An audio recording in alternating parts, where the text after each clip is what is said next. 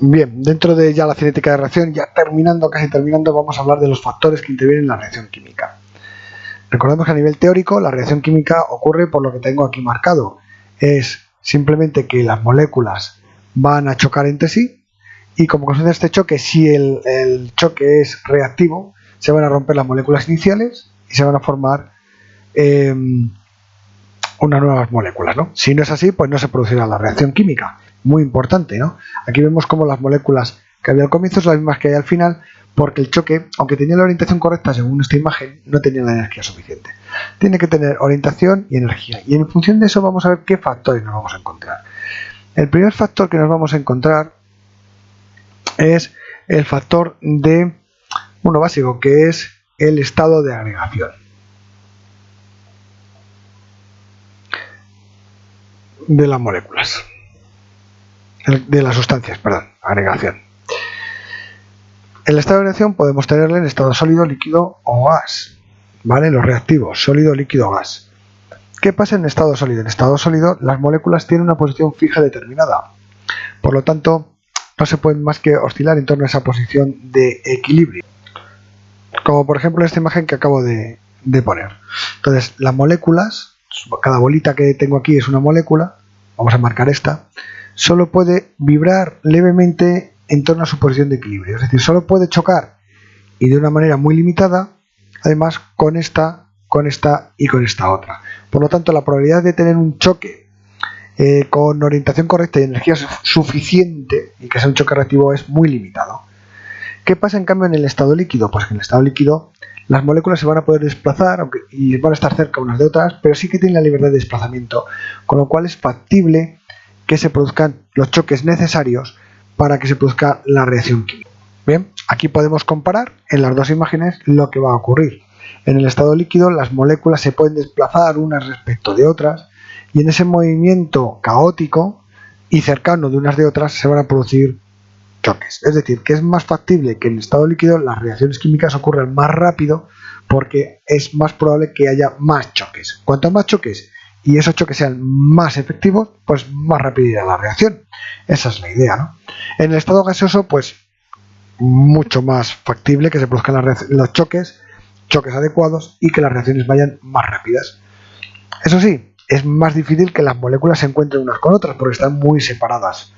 O sea, es otro factor importante, el número de choques que va a haber. Las moléculas podrán chocar, tienen libertad de movimiento, pero tienen que encontrarse, ¿vale?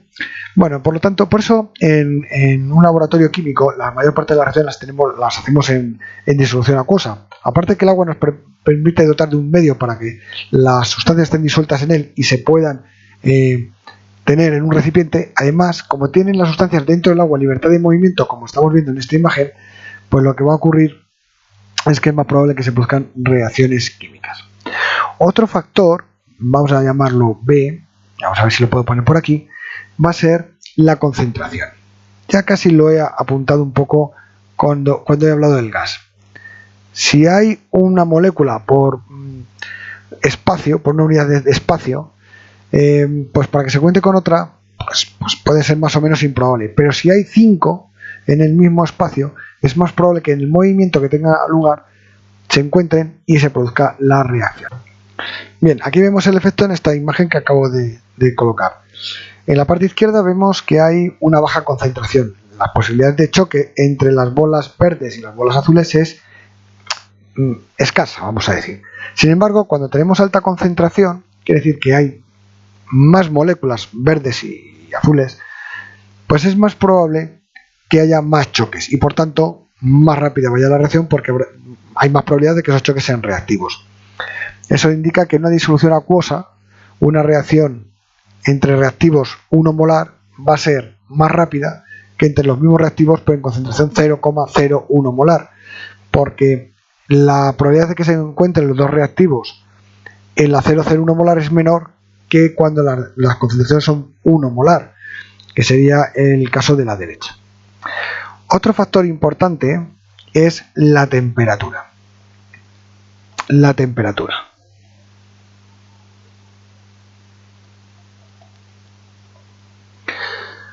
Una molécula a una determinada temperatura se moverá con esta velocidad. Pero si subimos la temperatura, la velocidad a la que se va a mover va a ser mucho mayor. Eso quiere decir que el choque que tenga lugar a alta temperatura va a ser más violento que si es a baja temperatura.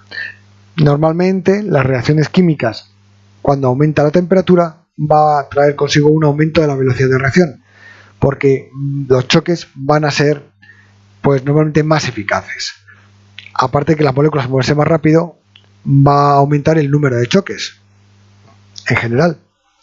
Y el último factor es lo que llamamos un catalizador. Bueno, este factor hay que comentarlo aparte en un vídeo para él solo, y diremos que haremos una reseña general de momento sobre lo que es el catalizador. ¿De acuerdo? Vamos a cerrar aquí, que se nos ha ido la señal. Catalizador. Un catalizador es una sustancia que, añadida a la reacción, a los reactivos, va a provocar un aumento de velocidad increíble. Puede ser altísimo, puede ser de millones y millones de veces el aumento en la velocidad de reacción. Se nota muchísimo. Y además no se consume durante la reacción química. Es como si fuera un espectador que hace que se animen los reactivos. ¿Por qué? ¿Qué es lo que hace un catalizador? Un catalizador lo que va a hacer es ayudar a formar el complejo activado. Y como consecuencia de ayudar a formar el complejo activado, va a provocar que la energía de activación disminuya. Aquí tenemos el ejemplo de una enzima. Una enzima es un catalizador biológico, ¿de acuerdo? Una enzima no es más que un catalizador molecular, biológico de los seres vivos. Pero también tenemos catalizadores no biológicos y hacen el mismo planteamiento porque es el mismo proceso. Aquí tenemos en la barrera alta, esta que tenemos aquí, sería el proceso que tiene lugar cuando no hay un catalizador.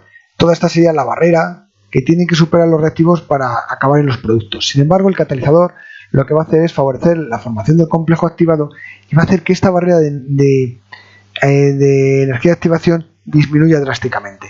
Entonces, como la energía de activación va a ser mucho menor, va a hacer que la reacción tenga lugar, porque va a favorecer los choques, la formación del complejo activado y, por supuesto, la eficacia del choque. El resultado es una velocidad de reacción mayor.